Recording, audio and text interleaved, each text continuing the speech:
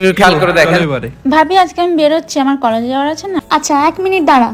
কি গো, বোনকে কিছু টাকা দাও। দিতে হবে টাকা? হ্যাঁ দিতেই হবে, দাও।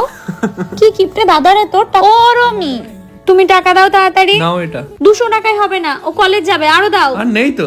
এই তো আমি দেখতে পাচ্ছি, দাও। হ্যাঁ ধর, ছোট থেকে তো দাদা এরকমই কিপটে না? যা মনে হবে খাবি তুই, কিন্তু এইটুকু টাকায় কি হবে? আচ্ছা তো যা মনে হয় নিবি, যা মনে হয় খাবি, আমাকে কিউআর কোড পাঠিয়ে দিবি, আমি পে করে দেবো।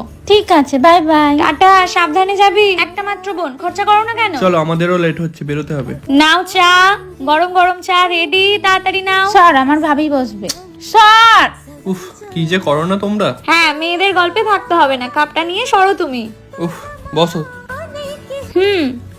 ভালো হয়েছে তুলে দিয়েছিস। এটা একটু দেখো না, ভালো লাগছে? খুব সুন্দর লাগছে। এইভাবেই ননদ ভাবি যদি একে অপরকে বন্ধু ভাবে তাহলে তো কোনো সমস্যাই হয় না। নে বোন, তাড়াতাড়ি নে। কি ও, কত সময় লাগে? কি রে বোন, কত সময় নিচ্ছিস? একটু তাড়াতাড়ি নাও না। যা তো, তুই মেয়েদের একটু সাজতে টাইম লাগে, যেটা জানিস না সেটা নিয়ে কথা বলবি না। বেরো তুই, বেরো তুমি। কি একবারে সাজতে যে এত টাইম লাগে? ওই তো তোমরা, তুই কি বুঝবি সাজার মর্যাদা কি? মেকআপ নিয়ে এরম বলছে, যা। ছাড়ো তোর কথা ভাবি, তোমায় খুব সুন্দর লাগছে। থ্যাংক ইউ, তোমাকেও খুব সুন্দর লাগছে। খাও। না না, তুই খা। কি গো, একটু জল খাও না। কি রে নিজান, দেখছিস না আমরা একটা জিনিস দেখছি? দূর, ভালো লাগে না। খালি বসে বসে টাইম পাস করবে, ফোন ঘাটবে আর আমাকে দিয়ে কাজ করাবে। ননদ যদি এতটা সাপোর্টিভ হয় তাহলে কোনো ভাবি কি ভালো না বেসে থাকতে পারে?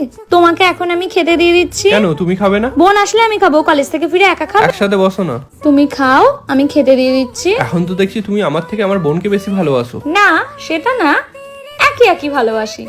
তোমাকে আমি দিয়ে দিচ্ছি, ঠান্ডা হয়ে যাচ্ছে, তুমি খেয়ে নাও। একা খেতে হবে? আমিও একসঙ্গে খাবো। আচ্ছা। আচ্ছা, সবাই বলে ননদ মানে হিংসুটে, তাহলে তুই কেন হিংসুটে নয়? ঠিক তেমনই সবাই বলে ভাবি আসা মানে ননদের সমস্ত অধিকার, স্বাধীনতা বন্ধ হয়ে যাওয়া। কিন্তু তুমি আসার পর থেকে তো আমি বেশি স্বাধীনতা পেয়েছি। হ্যাঁ, কারণ তুই তো আমার ননদ নয়, তুই তো আমার বোন। তুমিও আমার দিদি, ভাবি না। একদমই তাই। প্রতিটা বাড়িতে যদি বুঝতো ভাবি আসা মানেই ননদের ভাগ কেড়ে নেওয়া নয়, ভাবি ভাবির জায়গায় আসে, ননদের জায়গা ননদের, তাহলে কোনো সমস্যাই হয় না, তাই না? কোনো মেয়েই কখনো সংসার ভাঙতে আসে না, সে যতটা ভালোবাসা পায় ততটাই ভালোবাসা দেওয়ার চেষ্টা করে। তাই শ্বশুর বাড়ির লোকের উচিত প্রতিটা বৌমাকেই ভালোবেসে আপন করে নেওয়া।